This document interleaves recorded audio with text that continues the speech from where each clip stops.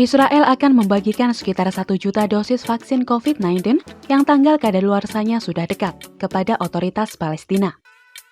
Sebagai imbalannya, Israel akan mendapat jumlah dosis baru yang sama dari Palestina pada September atau Oktober 2021. Pertukaran vaksin corona ini diumumkan para pejabat Israel pada Jumat 18 Juni 2021. Otoritas Palestina di tepi barat yang diduduki mengkonfirmasi kiriman yang akan mereka terima berupa 1 juta dosis vaksin COVID-19, tetapi tidak merinci kesepakatan dengan Israel. Kementerian Kesehatan Palestina mengatakan Pfizer berada di balik inisiatif ini untuk mempercepat upaya vaksinasi. Otoritas Palestina mengumumkan membatalkan penerimaan 1 juta dosis vaksin hampir kadaluarsa dari Israel.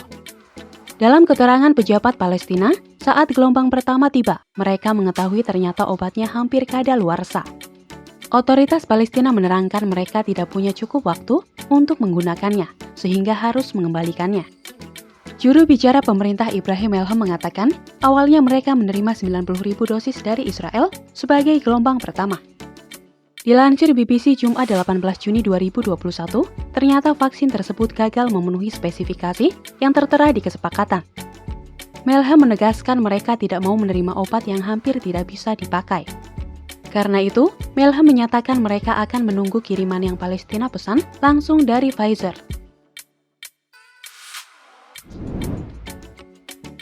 Pemerintah Israel dilaporkan akan mengirim 700.000 dosis vaksin buatan Pfizer yang hampir kadaluarsa ke Korea Selatan.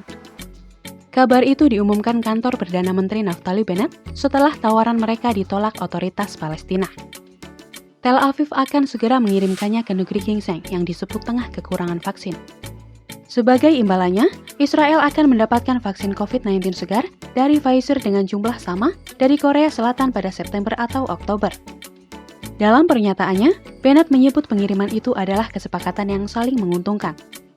Perdana Menteri Israel sejak Juni lalu itu menyatakan mereka akan menerima ratusan ribu dosis dari Seoul jika pesanan mereka diproses.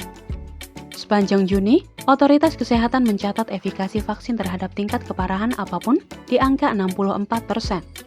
Angka tersebut membuat pejabat kesehatan menggelar penelitian untuk melihat apakah dibutuhkan dosis ketiga untuk menangkal infeksi.